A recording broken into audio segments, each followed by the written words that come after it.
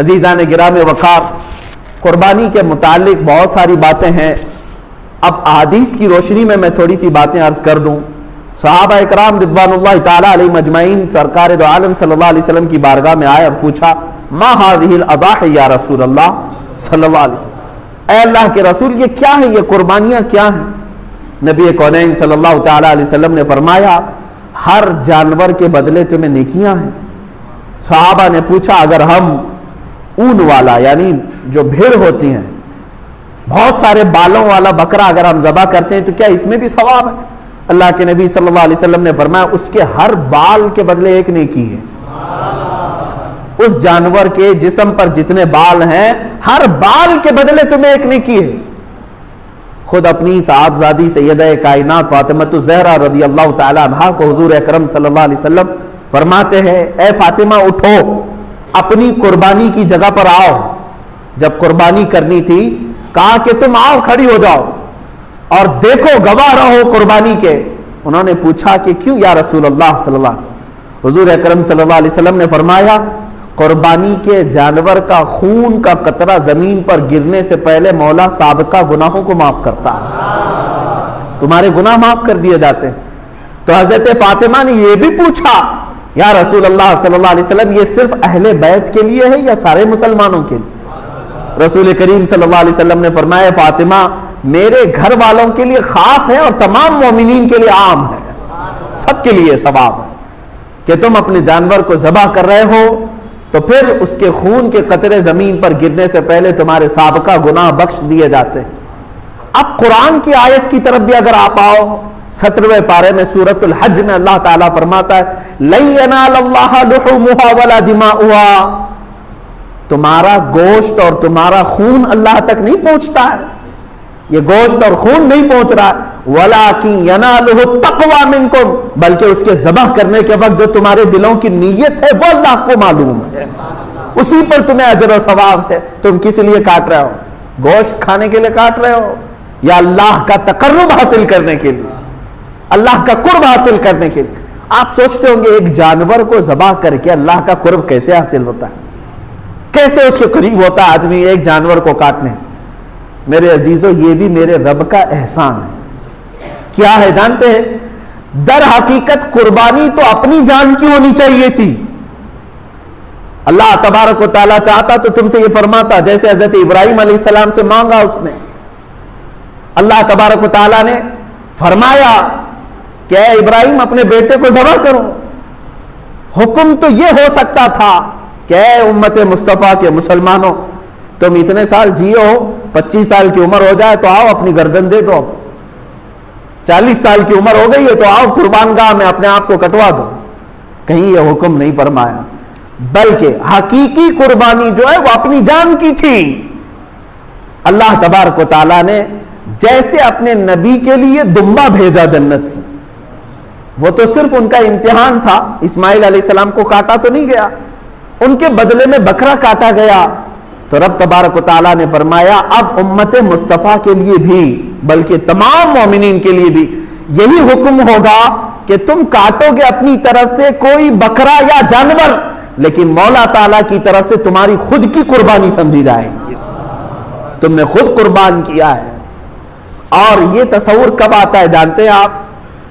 قربانی کا جو اصل مفہوم ہے ظاہر سی بات ہے اب کے زمانے میں یہ تھوڑا سا مشکل ہے. جیسے ہم حصوں والی قربانی لیتے ہیں، ہمارا بیل کہاں کٹا ہم کو پتہ ہی نہیں چلتا ہے.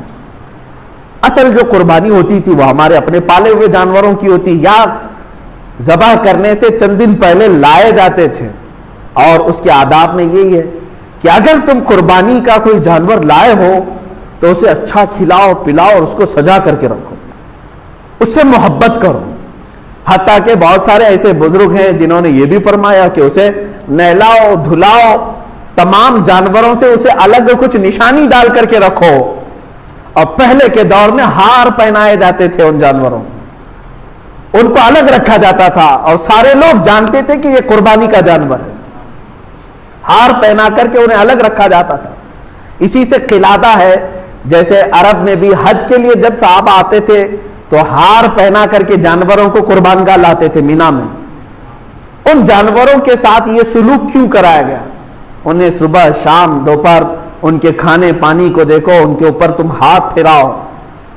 دو باتیں، ایک تو میرے آقا صلی اللہ علیہ وسلم فرماتے ہیں قیامت کے دن یہ جانور اپنے سینگ، اپنے کھر، اپنے گوشت، اپنی کھال کے ساتھ آئے گا، ان تمام چیزوں کے ساتھ آئے گا، اور رب تعالیٰ سے فرمائے گا اے مولا تیرا قرب حاصل کرنے کے لیے اس نے مجھے تیرے دربار میں ذبح کیا، اے کریم خدا اب اسے جہنم کی آگ سے تو حرام فرما دے۔ مولا اس جانور کی اس بات پر تم پر سے جہنم کی دوزخ کی آگ کو حرام فرما دیتا ہے۔ یہ بھی حدیث پاک میں ہے کہ یہ جانور تمہاری سفارش کے لیے آئے گا، پہلا یہ۔ دوسری بات یہ ہے کہ جب تم پالتے ہو، اسے پانی پلایا، اسے کھانا کھلایا، اسے سجایا، اسے ہار پہنایا، اور ظاہر سی بات ہے جب کسی سے محبت ہوتی ہے تو اس پر چھری چلانا معمولی بات نہیں ہے۔ اب یہی چیز دیکھی جاتی ہے ذی الحجہ کی 10ویں کو یا 11ویں کو یا 12ویں کو اپنے ہاتھ سے کھلائے ہوئے جانور کو، اپنے ہاتھ سے پلائے ہوئے جانور کو، اپنے ہاتھ سے اسے پھول پہنائے تھے، نہلائے دھلائے تھے، جب چھری چلا رہے ہو تو در حقیقت تم اپنی خواہشات پر چھری پھرا رہے ہو، اور یہی رب تعالیٰ کی بارگاہ میں قبول ہے کہ تمہارا تقوی دیکھا جائے گا۔ اللہ قرآن میں فرماتا ہے لن تنالوا البر حتى تنفقوا مما تحبون، اس وقت تک تم بڑی کامیابی نہیں حاصل کر سکتے جب تک اپنی محبوب چیز کو اللہ کی بارگاہ میں قربان نہیں کرتے، اپنی پسندیدہ چیز کو جب تک قربان نہیں کرتے۔ اسی لیے جانوروں کے ساتھ انسیت ہونا چاہیے۔ آج کے حالات میں یہ سب کے اوپر پابندی نہیں کہہ رہا ہوں، لاگو نہیں کر رہا ہوں، میں تو اس کی حکمتیں بتا رہا ہوں۔ جس کے لیے ممکن ہے وہ کرے، اور جس کے لیے ممکن نہیں ہے ظاہر سی بات ہے وہ دور دراز میں بھی قربانیاں کرتے ہیں، وہ جائز ہے۔ مثال کے طور پر یہاں بیٹھ کر کے اگر کوئی مکہ مکرمہ میں قربانی کا اپنے کسی وکیل کو بنایا ہے، وہاں اگر اس نے قربانی کیا تو تمہاری قربانی ہو جائے گی۔ آپ امریکہ میں کریں، انگلینڈ میں کریں، پوری دنیا کے کسی بھی میدان میں کریں، ان دنوں میں اگر قربانی کیا آپ کی جانب سے تو قربانی ہو جاتی ہے، لیکن جو حکمتیں ہیں وہ اپنے پالے ہوئے جانور کے ساتھ اس کی زیادہ ہے، کیونکہ اس وقت آپ کی خواہشات کو آپ ذبح کر رہے ہیں۔ اور ایک بات یاد رکھیں، اللہ تبارک و تعالیٰ نے حضرت ابراہیم علیہ السلام کو بھی کچھ ذبح کرنے کا حکم فرمایا تھا۔ آپ کو معلوم ہوگا 3 پارے کی تفسیر میں یہ موجود ہے کہ آپ نے پوچھا اللہ تعالیٰ سے اے مولا کیا تو موت کے بعد دوبارہ زندہ کرتا ہے؟ رب تعالیٰ نے فرمایا ابراہیم کیا تمہیں یقین نہیں ہے میرے زندہ کرنے پر میں دوبارہ اٹھاتا ہوں؟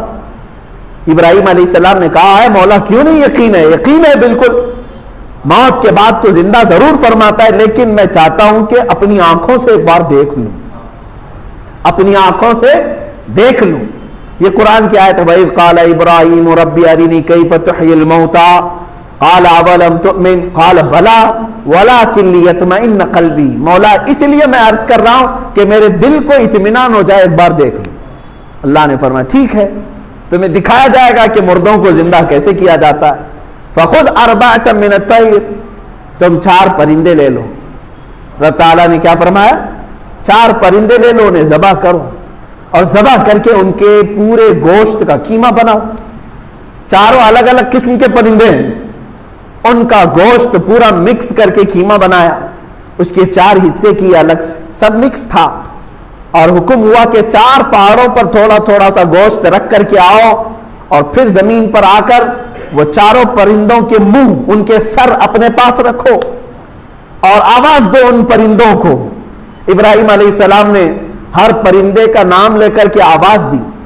اب ہوا یہ کہ ان کی آنکھوں نے دیکھا وہ گوشت جو قیمہ بن چکا تھا وہ ہوا میں اڑنے لگا، جس پرندے کا جو گوشت تھا وہ اپنے اپنے جسموں میں ملنے لگا، اور بغیر سر کے بغیر منہ کے وہ پرندے فقط اپنے جسم کے ساتھ اڑتے ہوئے آئے، اور ابراہیم علیہ السلام کے پاس جو سر رکھے ہوئے تھے وہ جسموں کے ساتھ جڑ گئے اور پورے پرندے ہو کر اڑ گئے۔